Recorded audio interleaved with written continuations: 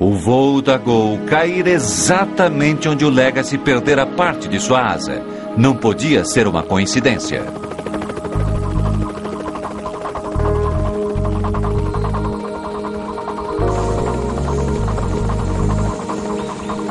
Cerca de 100 quilômetros da base militar, são encontrados os destroços do voo 1907 da Gol. A grande dificuldade foi devido ao avião ele ter caído na vertical. Então ele foi um pedaço que caiu, ele cai e as árvores imediatamente o cobrem. Os destroços do avião estão espalhados pelo solo da floresta. As notícias chegam até os controladores em Brasília com um tremendo impacto.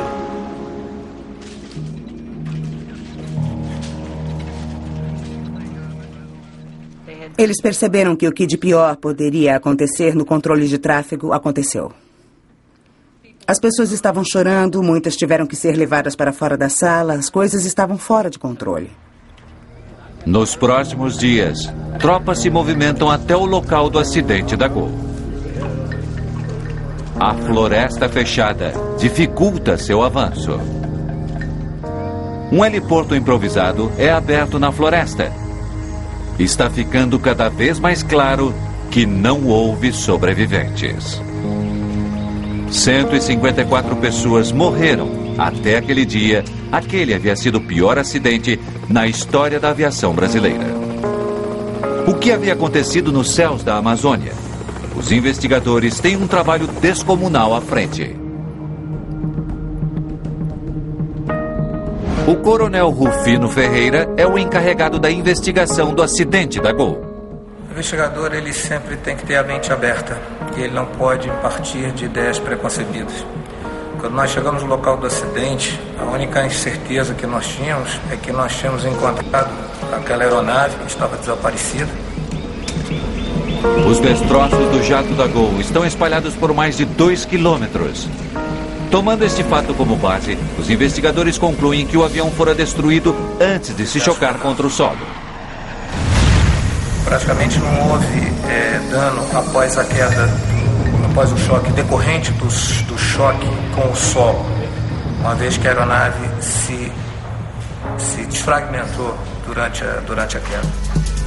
Em 2 de outubro, apenas 3 dias após o acidente, o gravador de dados do voo do avião é encontrado. A maior parte do gravador de voz da cabine também é recuperada, exceto uma parte crucial. No caso desse acidente, houve um impacto muito forte. Esse módulo das informações se separou do chassi onde ele é montado. Gravadores e vozes modernos não usam fita. As conversas são gravadas digitalmente em um módulo de memória. Mas aquela parte do gravador de dados da cabine se desprendera. Sem ela, o restante do gravador é inútil. Enquanto a busca pelo módulo prossegue, Ferreira analisa as informações do gravador de dados do 737. Ele descobre que o avião estava voando a 11.100 metros. Ele estava no curso e altitude determinados em seu plano de voo. E então, sem aviso, o avião mergulhou em parafuso em direção ao solo. O que quer que tenha ocorrido foi súbito e catastrófico. Através do gravador de dados do voo, Ferreira descobre que o avião girou 11 vezes antes de atingir o solo. Manaus, não vejo o avião da Gol. Não há nenhum jato da Gol aqui. Ele está a caminho. Então ele já está na minha área? Os investigadores da polícia querem saber o que os controladores de tráfego aéreo podem lhes dizer sobre os últimos minutos do voo 1907 da Gol. Não houve Mayday. Na verdade, não tivemos nenhum contato com o jato da Gol. Os controladores dizem que não houve alerta de que o jato estivesse com problemas. Ele simplesmente desaparecera. O coronel Ferreira analisa os dados do controle de tráfego aéreo do dia do acidente. Não há sinais do voo da Gol. Mas as leituras do jato Legacy chamam sua atenção. Ele parece estar voando descontroladamente. Em vez de manter uma única altitude, o radar mostra que ele estava voando perigosamente para cima e para baixo.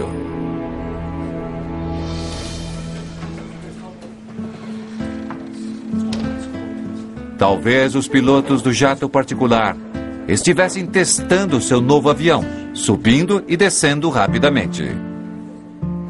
Eles podem ter colidido com o jato da Gol devido à imprudência de seu voo. Quando os jornais do país põem as mãos naquela informação, ela é notícia de primeira página. A população achava injusto que um avião menor tivesse conseguido fazer um pouso de emergência e que o avião maior, com 154 pessoas, tivesse caído no Amazonas matando a todos.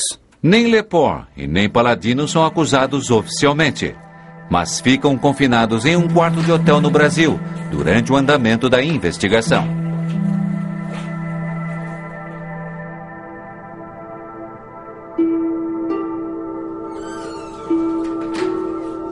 Ferreira entrevista os dois pilotos para saber o que eles fizeram e o que viram.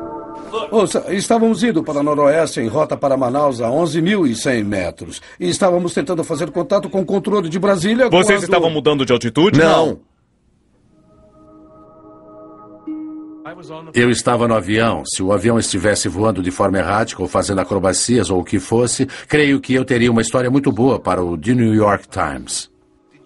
Vocês disseram que estavam voando a 11.100 metros. Isso, exatamente nível de voo 370. Nunca saímos disso. Ao rever as informações do gravador de dados de voo do Legacy, Ferreira confirma a história dos pilotos.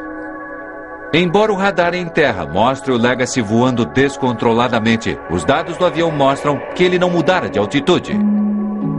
Mas há algo terrível acerca da rota do Legacy. O jato executivo estava voando para o norte, para Manaus.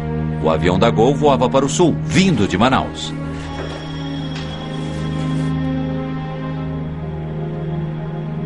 Ferreira descobre que os dois aviões estavam voando na mesma altitude, 11.100 metros. Ele faz uma descoberta estarrecedora. Por alguma razão, os dois aviões estavam em rota de colisão. Normalmente o tráfego aéreo é direcionado ao longo de corredores específicos nos céus. Estes corredores são essencialmente rodovias no ar. Mas aviões que viajam em direções opostas devem manter uma distância de pelo menos 300 metros um do outro.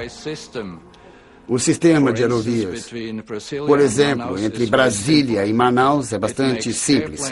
Ele funciona mantendo os aviões voando em direção ao norte em níveis regulares e os aviões em direção ao sul em níveis irregulares. Mas, de alguma forma, o jato Legacy e o Gol 747 estavam voando na mesma aerovia em direções opostas. Durante vários minutos, eles foram diretamente em direção um do outro. Parece cada vez mais provável que os dois aviões tenham colidido.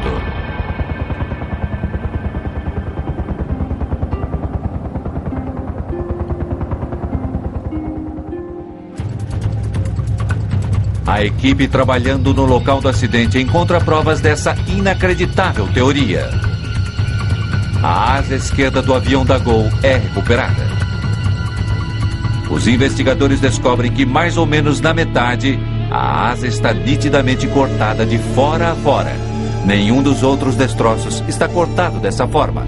A natureza precisa do corte revela aos investigadores que esse não foi um dano provocado pelo impacto com o solo. Então, o dano na asa esquerda realmente é muito conclusivo no aspecto de ter sido causado pelo choque com a outra aeronave.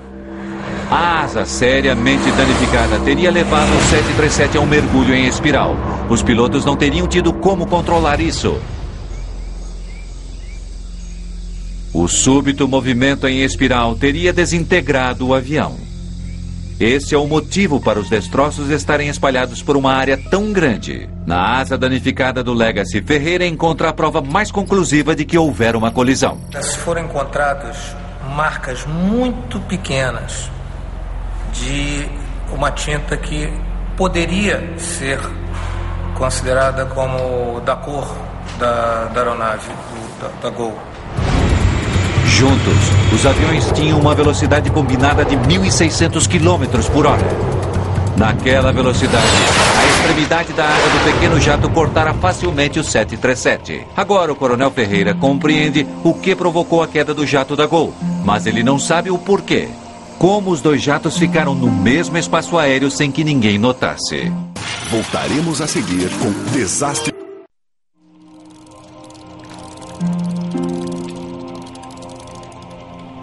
Os investigadores no Brasil agora percebem que estão lidando com algo bastante incomum.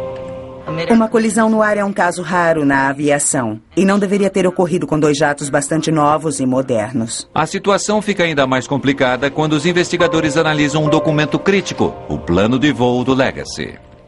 Planos de voo são preenchidos usando-se um formulário padrão, que é o mesmo no mundo todo. No formulário consta o número do voo, assim como o nível de voo ou altitude solicitados. Segundo esse documento, ao colidir com o avião da Gol, o jato executivo não deveria estar a 11.100 metros de altitude.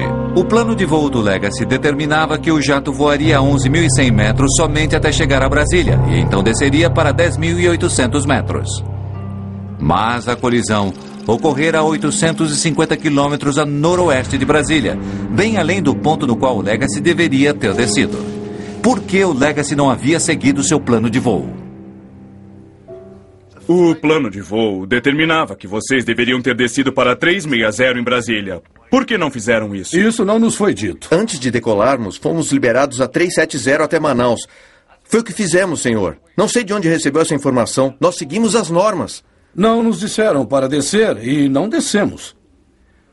O Coronel Ferreira precisava verificar a história que a tripulação está contando.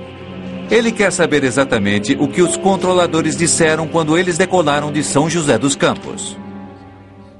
Novembro 600 Israel Lima. Permissão do controle para Manaus. Nível de voo 370.